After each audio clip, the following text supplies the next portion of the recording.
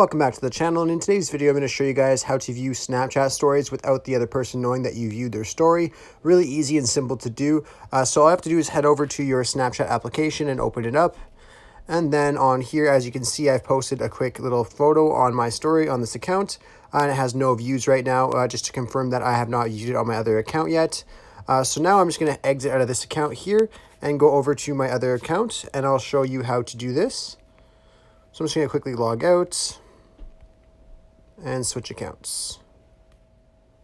Alrighty, now that I'm back on my other account here, as you can see, I have my first account, Proper Academy, right here, and the story is not been viewed yet. As you can see, it has a blue ring around it like that.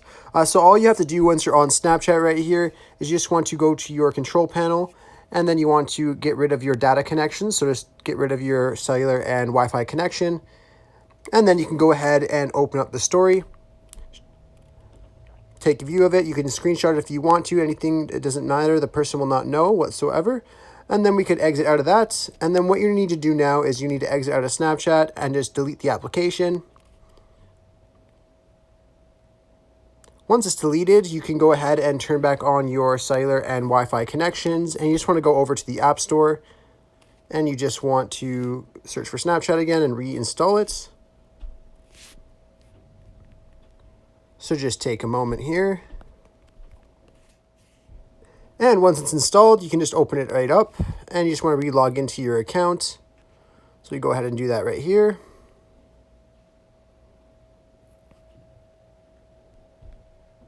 And once you're logged in, you can just head over to the story, and we can take a look and check. And as you can see, it's still showing no viewers on the story, and I did view it on my other accounts.